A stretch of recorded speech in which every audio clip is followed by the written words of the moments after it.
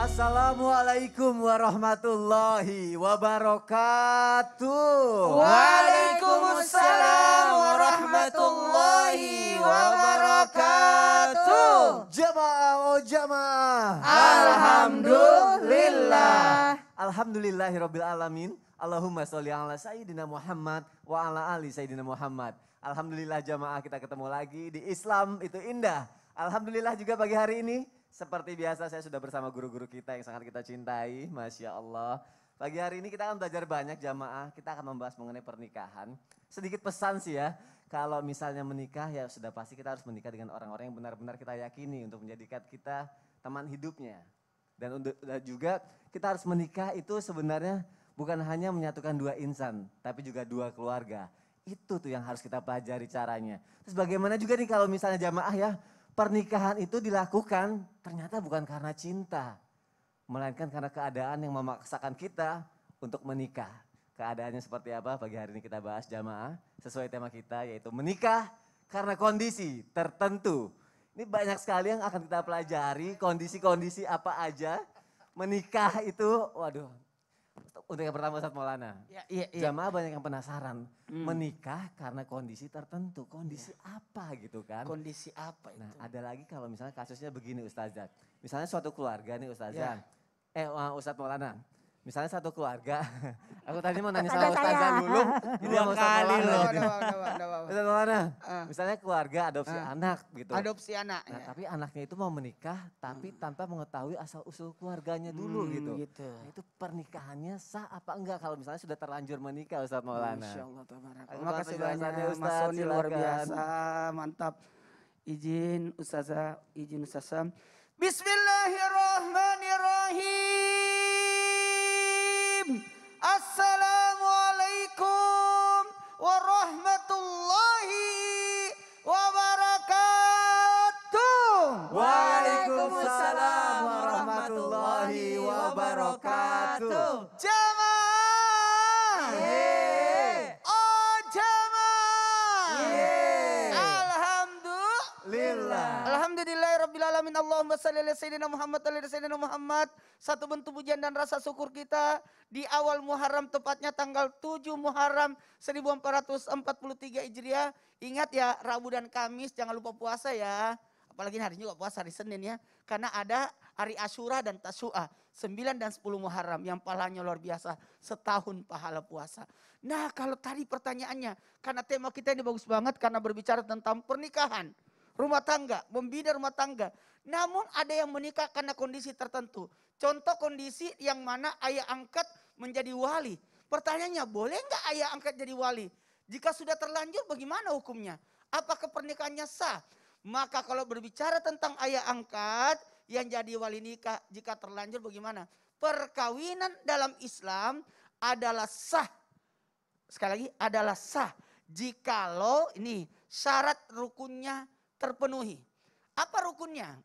Ada mempelai laki-laki, ada mempelai perempuan, ada wali, ada saksi 2 orang laki-laki, kemudian yakni mohon izin ada ijab kabul. Nah bagaimana syarat-syarat wali ini? Nah ini jadi kita kembali. Kalau syarat laki-laki perempuan udah pasti dia. Sekarang kita tanya, syarat wali itu gimana? Syarat wali itu harus wali nasab atau wali hakim. Tapi harus selesaiin dulu syarat-syarat wali nasabnya itu. Siapa itu? Golongan ke atas ayah, kemudian kalau tidak ada baru saudara, baru paman dan sebagainya dan seterusnya. Jadi syarat inilah yang harus dipenuhi. Dan kalau memang tidak dapat wali, karena la nikah illa wali, tidak ada pernikahan tanpa wali. Jadi tidak sah kalau tanpa wali, jadi harus wali. Jadi kalau berbicara apakah ayah angkat boleh? Apakah masuk dalam kategori ini? Karena bisa jadi paman jadi ayah angkat. Bisa jadi seperti itu, tapi tunggu dulu kalau dia tidak dan ditanyakan tidak ketahuan. Dan alhamdulillah di negara kita ada undang-undang perlindungan anak dan sebagainya. Dan ketika terjadi pernikahan ternyata ayah angkatnya jadi wali, kita lihat dulu apakah dia termasuk wali hakim.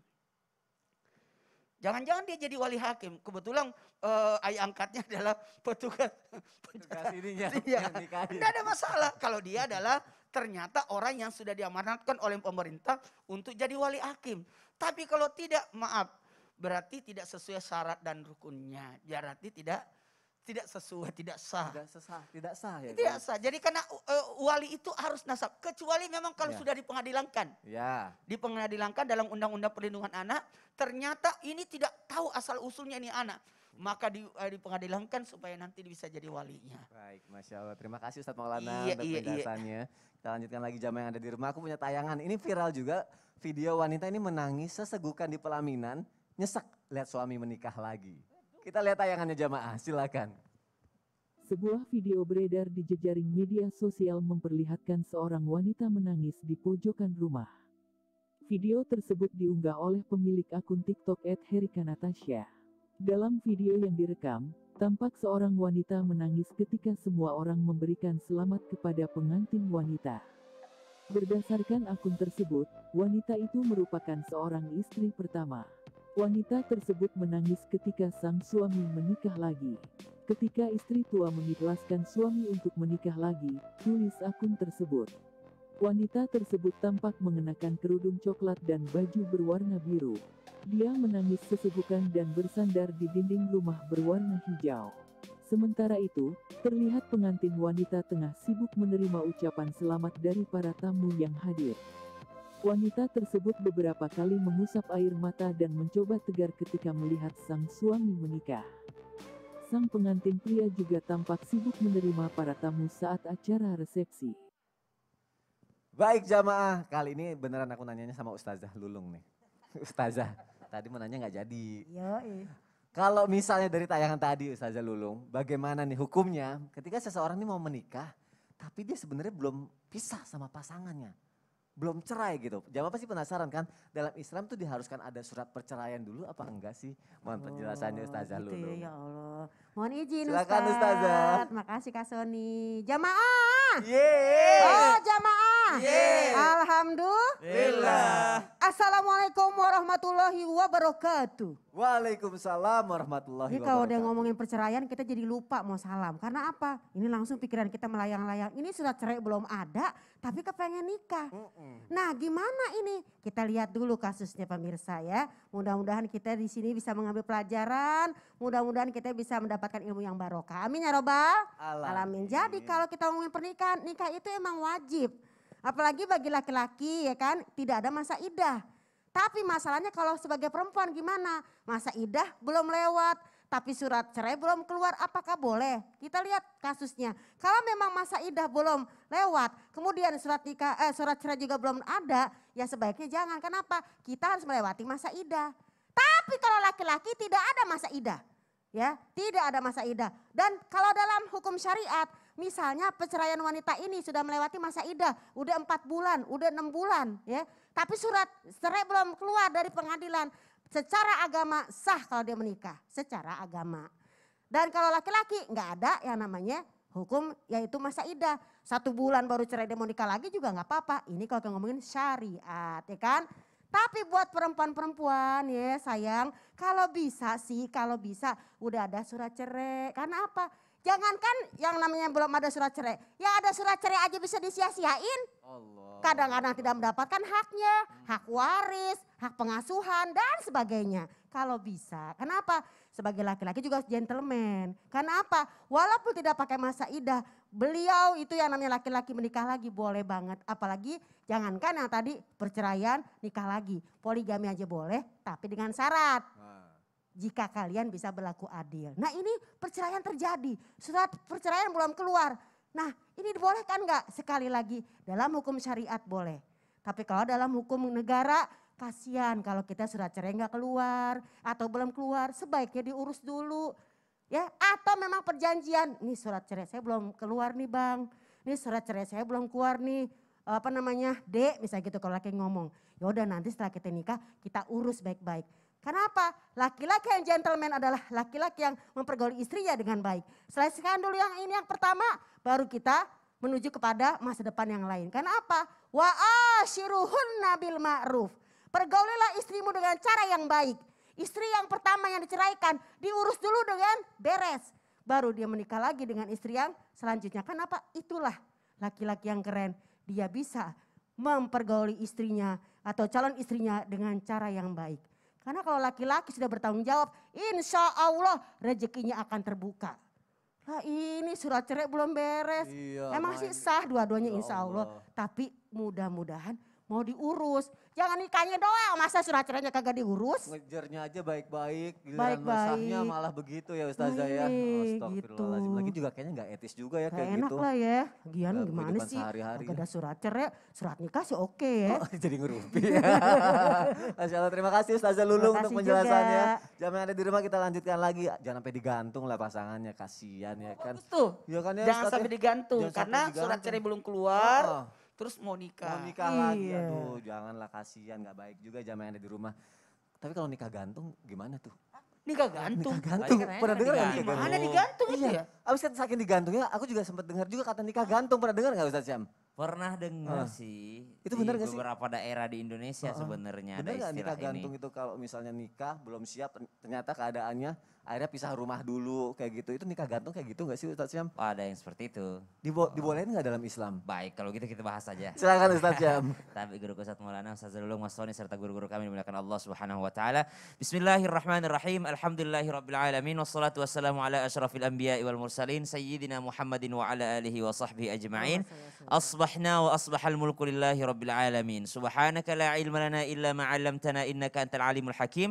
Rabbi shrah li sadri wa yassir li amri wahlul 'uqdatam min lisani yafqahu qawli waj'al li waziran min ahli. Amin amin amin ya rabbal alamin. Jamaah sekalian yang dimuliakan Allah Subhanahu wa taala, istilah kawin gantung atau nikah gantung ini istilah yang ada di Indonesia saja ya Ustazah Lulung, Ustaz Maulana, subhanallah. Iya. Jadi kalau Mas Soni tanya pernah dengar nikah gantung, jadi istilah nikah gantung itu ada di Indonesia saja. Nikah gantung itu istilah lainnya adalah pernikahan dini. Pernikahan dini. Walaupun pernikahan dini itu adalah sesuatu yang mungkin dianggap tabuh di beberapa daerah saja. Contoh misalnya dalam Al-Quran tidak ada batasan usia pernikahan. Kata Al-Quran, wa ankihul ayama minkum was-salihina min ibadikum wa imaikum.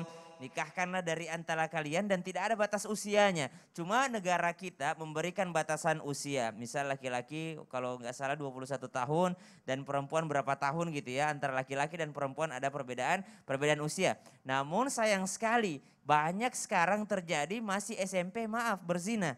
Masih SMA ternyata hamil di luar nikah. Kata pemerintah belum cukup umur untuk menikah. Loh kok bisa hamil gitu ya. Pada berarti udah cukup umur gitu. Kalau udah bisa hamil, udah bisa menghamili anak orang, subhanallah. Maka ini sudah dikategorikan cukup umur. Maka muncul istilah karena orang tua dahulu takut anaknya berzina. Maka muncullah istilah kawin gantung atau nikah gantung. Daripada anaknya ada apa-apa kok masih SMP udah jalan berdua gitu ya. Mending dinikahkan saja. Tapi tidak disatukan bersama. Jadi nikah gantung itu dinikahkan namun tidak tinggal bersama. Sampai kapan? Sampai satu, laki-laki sudah mampu untuk memberikan nafkah. Laki-laki sudah mampu untuk memberikan tempat tinggal untuk pasangannya. Kemudian sang perempuan, jikalau sang perempuan itu belum balik maka ditunggu sampai dia balik. Pernah terjadi kapan? Pernah terjadi di zaman Rasulullah SAW dan Rasulullah sendiri pelakunya. Jadi Rasulullah SAW menikahi Ibunda Aisyah sementara Ibunda Aisyah masih kecil dan baru disatukan dalam rumah ketika Ibunda Aisyah sudah beranjak dewasa atau di usia remaja. Maka ketika seorang laki-laki belum mampu untuk menafkahi baik secara materi ataupun secara maknawi gitu ya menafkahinya, maka dia tidak bersama dulu tinggalnya. Kapan disatukan? Nanti setelah mereka mampu. Ada kelebihannya nikah gantung, ada kerugiannya. Kelebihan yang pertama adalah ketika mereka bisa yang namanya menghindarkan pasangan anak-anak ini dari zina. Jadi menghindarkan karena mereka sudah menikah gitu ya. Ya, karena mereka sudah menikah maka mereka terhindarkan daripada zina. Tapi ada juga kekurangannya. Kekurangannya adalah jangan-jangan nanti setelah dewasa mereka tidak saling menyukai. Ternyata setelah dewasa mereka tidak saling mencintai, ini bisa menimbulkan mudarat. Namun jikalau kembali lagi boleh atau tidak, boleh saja dilakukan selama ada keridhaan keduanya dan ada maslahah dari keduanya. Ada kebaikan di antara keduanya. Ini sebenarnya fatwa MUI dan juga dibicarakan dalam Muktamar NU. Wallahu Wallahu taala alam. Tapi alangkah lebih baiknya kalau misalnya pasangan itu sama-sama siap dulu lah ya. Iya Untuk benar. nafkahi, ngidupin anaknya, nanti keluarganya ya Ustadz Syam Benar ya. harus siap dulu. Daripada terjadi hal yang tidak diinginkan malah Betul. beda-beda lagi ya kan. Allahu ta'ala. Terima kasih Ustadz Syam Siap. untuk penjelasannya. Lanjut lagi jamaah yang ada di rumah. Kalau misalnya mengenai saudara sepersusuan gimana? Karena ini banyak pertanyaan nih Ustazah Lulung nih. Oh iya, iya, Katanya iya. kalau saudara sepersusuan kan nggak boleh ya, katanya haram gitu ya untuk menikah Katanya ya. ya, Katanya gimana dia nih, gitu kan ya. nggak tahu ya jamaah ya. Heeh. Tapi tiba-tiba misalnya ternyata udah nikah gitu kan. Baru tahu kalau ternyata mereka adalah saudara sepersusuan. Kenapa nggak nanya dulu?